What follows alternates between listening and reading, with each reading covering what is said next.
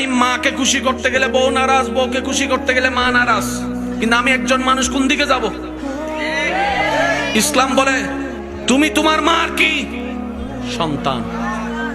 তুমি তোমার বউয়ের কি? স্বামী। শব্দগুলা খেয়াল করবেন।